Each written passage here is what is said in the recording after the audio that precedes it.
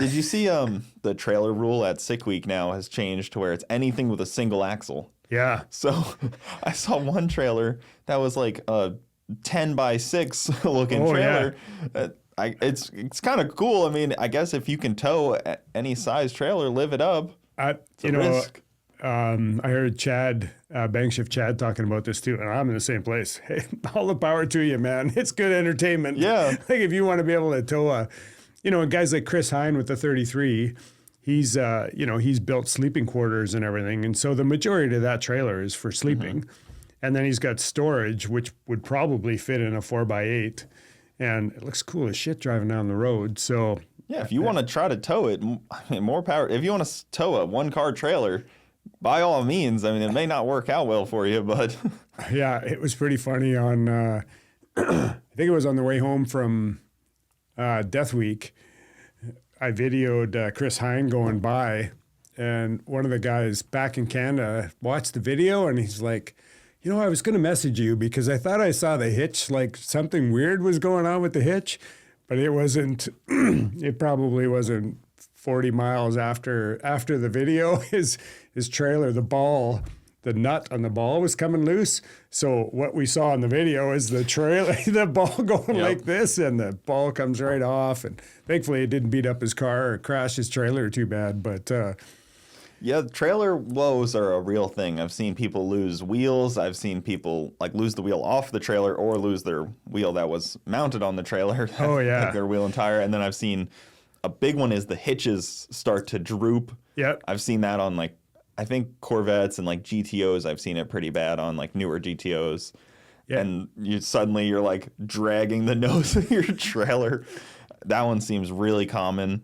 And then Doug Cook has famously rolled his half a dozen times at that point. I've rolled mine in the middle of Billings, Montana. I was trying to make a left-hand turn, and there was just so much traffic. And then I looked, and it looked like I could do a U-turn. So finally, I just got into the throttle, went out, did a U-turn, and I watched in the back mirror as my trailer flipped sideways. And thankfully, it came loose from the hitch. And unfortunately, we didn't get a picture of it lying sideways in the middle, but we flipped it back up and got the hammer and screws out and put her back together. And sure, that was a bit of a mess in there. Yeah. Everything bangs around a little bit, but at least it came loose easily and didn't try to bend up the... I think that was Sick Week.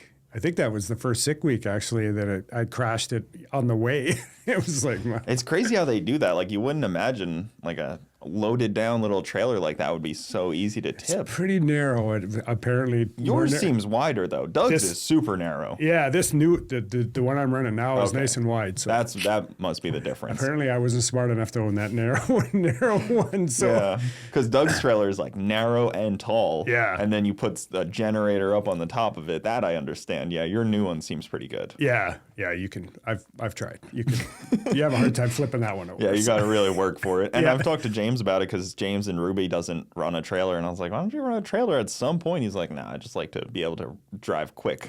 Yeah, it is nice to not run a trailer, but when you get to the track and you carry all the crap I do, it's a workout to empty out your whole trunk and back seat and everything. But I've done that the past 2 years. I emptied out everything, and then you start to look at stuff and you're like, why did I bring this? Yeah. I'm such an idiot. Yeah.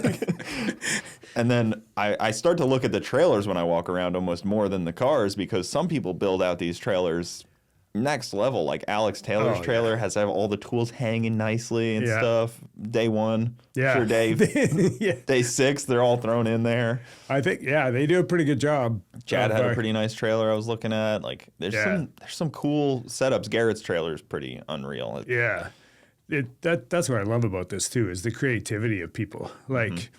I mean, when you go to Drag and Drive, the variety of cars, the variety of trailers, the creativity of how people are making stuff work, big root style superchargers with a throttle body below it, you know, and they take off the pulley on the top, or they take off the belt. Yeah, that's so cool how that stuff works, man. Because watching people switch over a car and how they may not have done it 100 times. This may be their first time switching it over, and it's there's so much involved in that. And one of the things that Brett and Jim do is they have a list. Yeah. They check off every track. Like, we did all these things every time, so you don't mistake anything, because by day 5, you're tired. Got 2 hours of sleep. I don't think Lutz actually slept at all from what I've seen. Yeah.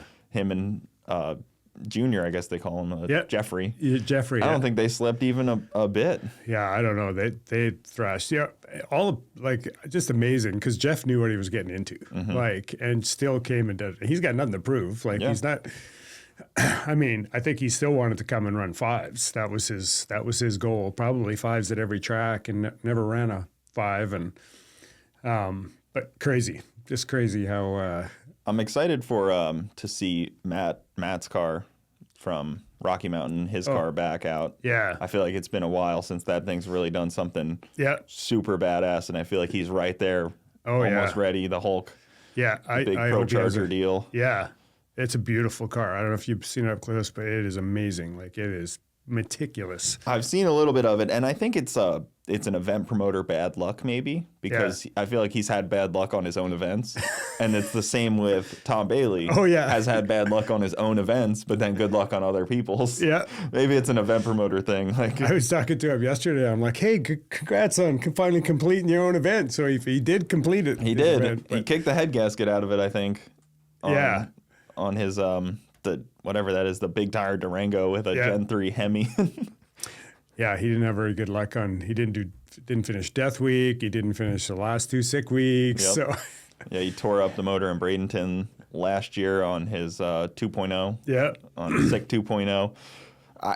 To be the event promoter and still run your own event is a bold move. I feel like I'd be too all over the place trying to manage 50 other things. He's got a fantastic team that work for him for sure. That he obviously can good luck, guys. Let me know if you need it. If you have any questions. I may be broken, but keep on carrying on. Guys, thank you for tuning in to the Bogetti Clips YouTube channel. For the full podcast, check us out on Bogetti Studios YouTube and all your audio platforms.